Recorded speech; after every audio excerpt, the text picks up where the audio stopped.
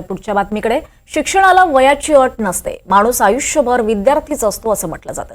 नाशिकच्या गजपंत परिसरात राहणाऱ्या 84 वर्षीय अमोद मेहता यांना संस्कृत शिकण्याची आवड होती आणि म्हणून त्यांनी कवी कुलगुरू कालिदास संस्कृत विद्यापीठात डिप्लोमासाठी प्रवेश घेतला.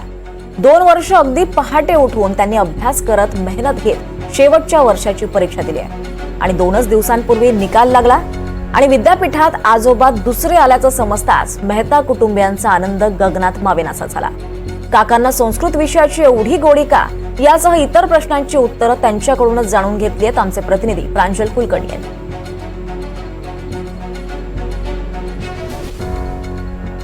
ही तशी कठीण भाषा समजली जाते, मात्र नाशिकमधील एका 84 वर्षांच्या एका तरुणानेच म्हणता येईल. खरं तर त्यांचा जो काही उत्साह आहे तो बघता 84 वर्षांच्या या काकांनी या संस्कृतमध्ये डिप्लोमा केलेला आहे. त्यामध्ये त्यांना 92% हे पडले आहेत आणि युनिव्हर्सिटीमध्ये ते दुसरे क्रमांकावर देखील आले आहेत. अमोद मेहता आहेत माझ्यासोबत.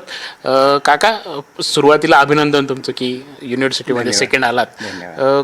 काय मला सांगाल की या वयामध्ये संस्कृत सारखा विषय घेऊन डिप्लोमा करावं असं का वाटलं? एक तर आपल्या धर्माचे सगळे ग्रंथ बहुभाग संस्कृतमध्ये आहेत आणि ते वाचून आपल्याला समजत नाही. बरं.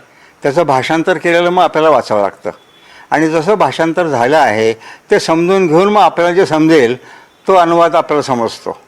तर याच्याऐवजी आपण तर ती मूळ भाषा शिकलो तर आपल्याला समजण्यामध्ये खूप फरक पडेल आणि जसं ते भाव आहेत संस्कृतमध्ये लिहिलेले जे भाव आहेत त्या भावानं आपल्याला समजेल अशी माझी एक भावना होती आणि त्या अनुषंगानं मला संस्कृत शिकावं असं वाटलं. बरं बरं. पण म्हणजे मेहता आहात आणि इतर कोणती भाषा न निवडता संस्कृतच का आग्रह किंवा का? हो ना, मी तुम्हाला सांगितलं की सगळे मूळ ग्रंथ जे आहेत ते संस्कृतमध्ये आहेत. बरोबर बरोबर. आणि ते आपल्याला समजायचं असेल तर ती भाषा आपण समजली पाहिजे. त्या भाषेतून आपण शिकलो तर तो विषय आपल्याला फार चांगला समजतो. विषय नुसतं शब्दाच्या अर्थानं समजून चालत नाही, त्याचा बाकीचा अर्थ हे करून चालत नाही. तो त्याचा भाव आपल्याला समजला पाहिजे आणि भाव समजण्यासाठी ती भाषा आपल्याला अवगत आली पाहिजे म्हणून मी ती भाषा. हा डिप्लोमा तर झाला, आता पुढे अजून काय करायची इच्छा आहे? पुढे आहे 2 वाटा आहेत त्याच्यामध्ये आहेत. सरांना मी विचारला, तर्टे सरांना, त्यांनी एक सांगितलं की हा BA विशारद तो 4 वर्षाचा कोर्स आहे आणि MA संस्कृत हा 2 वर्षाचा कोर्स आहे. तर मी माझा त्यांना उद्देश मागेच सांगितला आहे.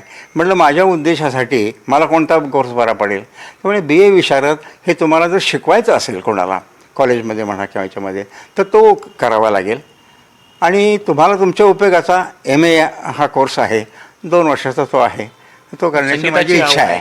संगीताची आवड आहे तुम्हाला? संगीताची ऐकायला आपण बघत आहोत. खरं तर हा त्यांचा उत्साह आहे. खरं तर संस्कृत सारख्या विषयामध्ये त्यांनी 92% हे मिळवलेले आहेत आणि ही नक्कीच कौतुकास्पद अशी गोष्ट आहे. कॅमेरा किपॉरसह प्रांजल कुलकर्णी, NDTV मराठी, नाशिक.